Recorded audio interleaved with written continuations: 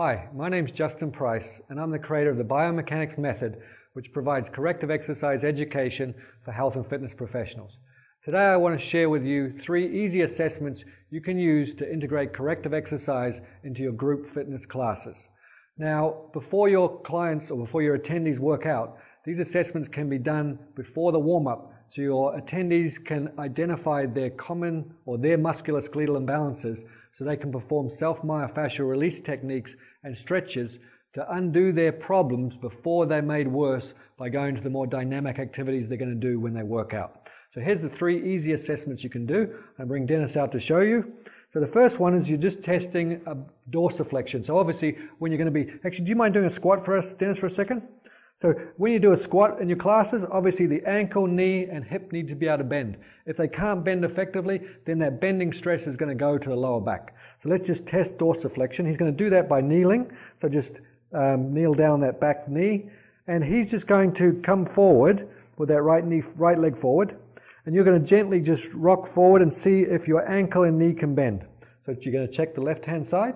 Perfect. Just kind of make a mental note of which side's tighter. He's going to check the right-hand side. Let's check the left-hand side. Which side was tighter? Is it this side? This side. Yeah. You can see that this side doesn't go as far forward. So the muscles that need to be looser to enable him to be able to bend his ankle and bend his knee are his soleus, which is a calf muscle, and his quadriceps. So he would simply massage with a tennis ball his soleus, massage his quadriceps, then do some stretches for those muscles, and he'll be more able to dorsiflex, which is bend the ankle, which enables him to bend his knee and bend his hip, take stress off his lower back.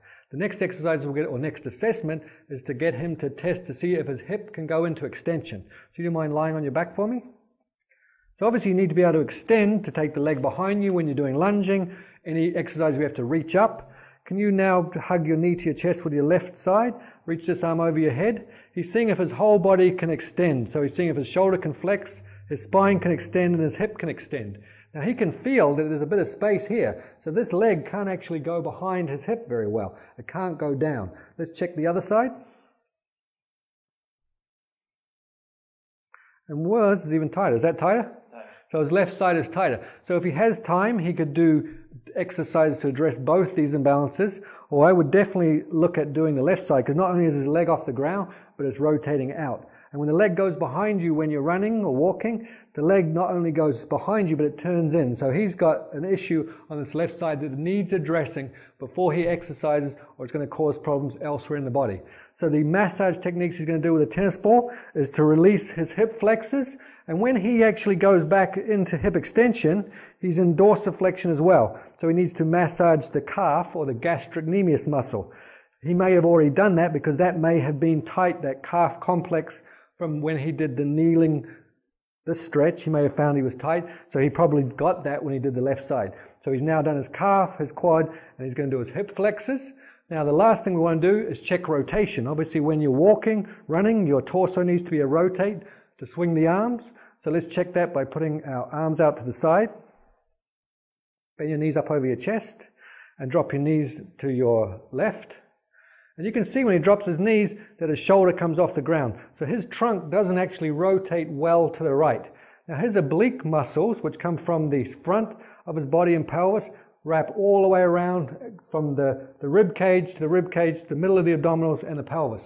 So he needs to loosen those muscles to make sure he can rotate this way better so that when he exercises he doesn't hurt his lower back. Because if this can't rotate, that rotational stress goes here or to his hips. Let's check the other side. That seems a bit better, doesn't it? So you can see that this shoulder actually stays down. So he can rotate to the left better. So what he needs to do is get a tennis ball, loosen up his obliques on the right side, coming actually all the way across from his hip, because that's going to rotate this way, all the way around to the right side of the body.